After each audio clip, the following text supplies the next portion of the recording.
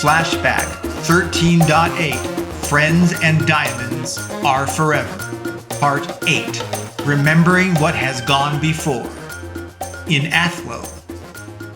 We were flying to New York City Dis, which overlapped Hell's actual capital Dis in its plane. Yeah, planes are like parallel universes. They overlap and coexist in the same space, sort of. It's complicated. Anyway, with so much time on our Knights Templar KT incognito cargo plane, including a lot of refueling stops, we had more time to reflect on what we had accomplished. And so, I reflected even further back to the start of the wild ride from America. But now, from America, we were in Ireland. We learned in Ireland that Katie was the truth bearer. Did the angels know that Katie seemed to touch everything that she was fascinated by, that she was so touchy-feely, and therefore they tried to warn us through Tiny not to touch the roses? But, well, we did not heed those words of caution. We learned a lot about Athlone's roses of ambivalence, that apparently they exist concurrently in hell, heaven, and in the mortal world. Or in the mortal plane, as the Knights Templar Illuminati referred to it. To our world, to our reality as we know it. Well, like I said, Katie was made the truth bearer by being bitten by what is called a good ruby red rose of ambivalence.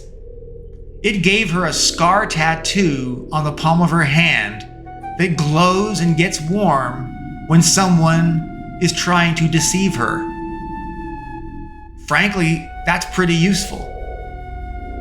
Oh, and I think her truth-telling tattoo is pretty clear proof that celestial and divine stuff does exist.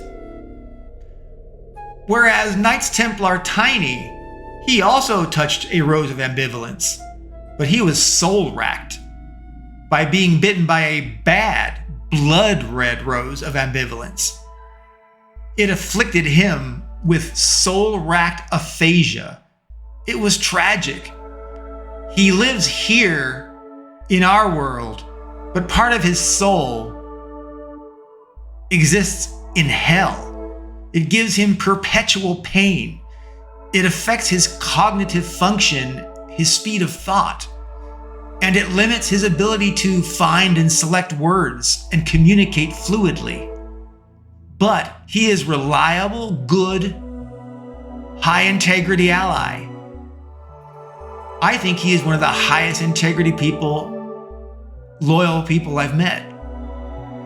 No curse from a hellborn rose could take away Tiny's heart and honor. I could only wonder, why would God or the angels allow Tiny to randomly be so afflicted by a bad blood rose of ambivalence? Was it some kind of ultimate test of faith for Tiny? It was hard to accept such horrific suffering, and lost cognition could be okay or justified in any light. Well, it was, even if it was a test of faith, horrible for me to see Tiny suffer so much. But he did function so well, and he had a positive, hopeful perspective. We could all learn from Tiny. Perhaps, as they said in the 1890 poem called Gunga Din, or Gunga Din, and later made into a 1939 film likewise called Gunga Din. "You are a better man than I, Gunga Din," was the quote. Indeed, could we all stay true and positive in the face of such loss and hardship? How many of us would surrender, even check out in suicide? It is horrific to imagine at what level, at what loss, is it too much that things become so intolerable that the relief, the escape in death, is preferable to enduring such ongoing torment and suffering. So, although the context is not the same with Gunga Din with Tiny, as certainly Tiny has not been abused by us, it seems similar. He was abused by the Blood Rose.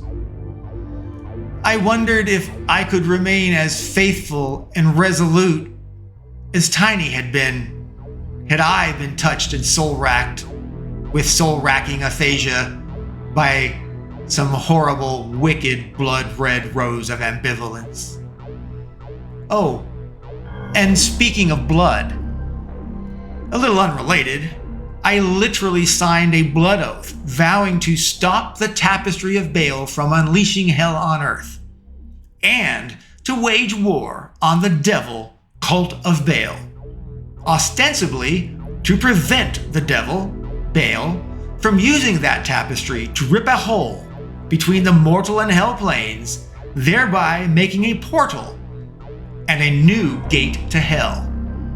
And thusly, creating that gate would have no guards or protections.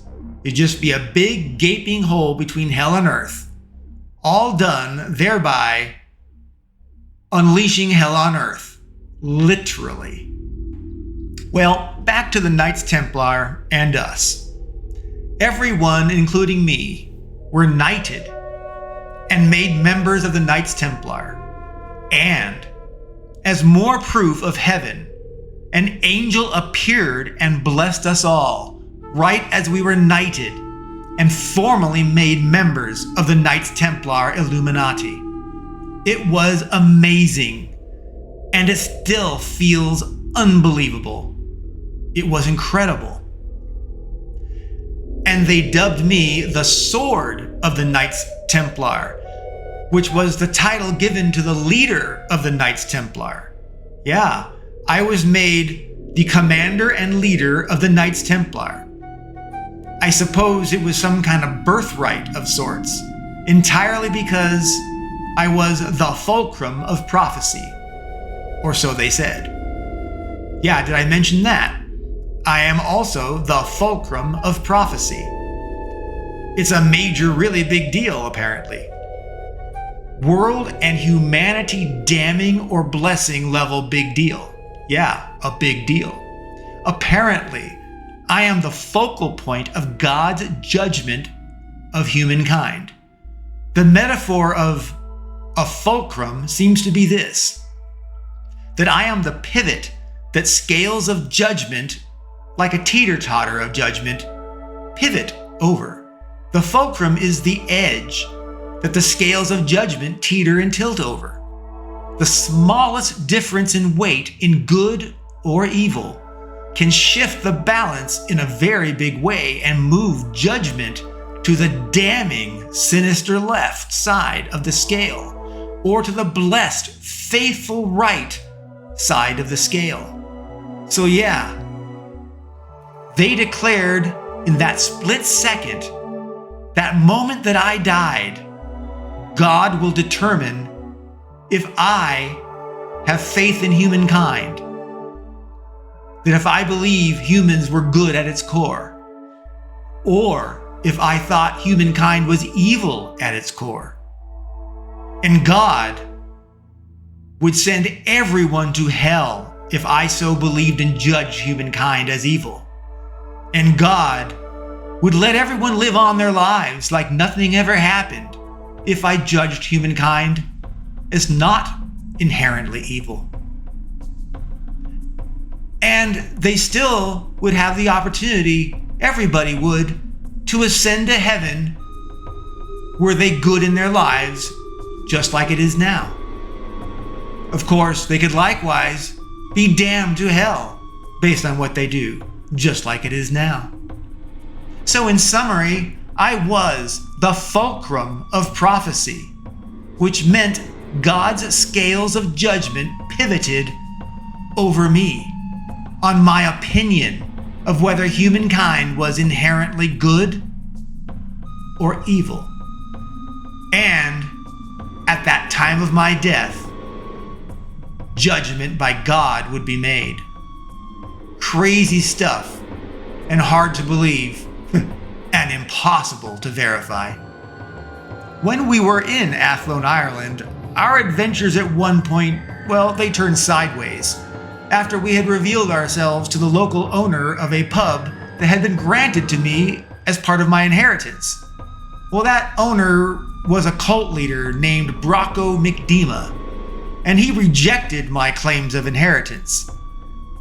Our asking questions, though, resulted in our being kidnapped, and both myself and allies en route to being sacrificed, all in front of me, as I was shackled to witness their souls drained.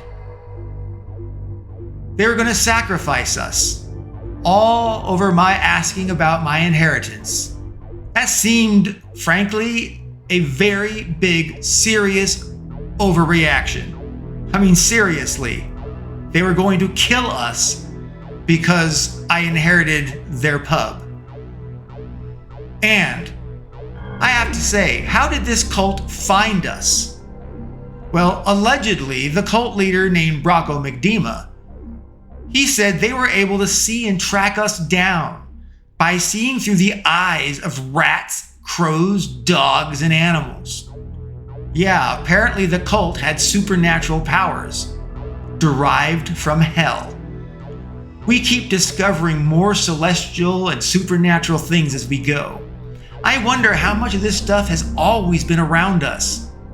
And how is it that the world has been able to keep all of it so secret and unprovable? I could only wonder. We had encountered so much supernatural divine stuff in such a short window of time. How? And why all of it, so much of it, right now? Was there some association, some pattern, some link between everything? What have we not noticed? What have we not heeded? Well, back to the kidnapping nightmare.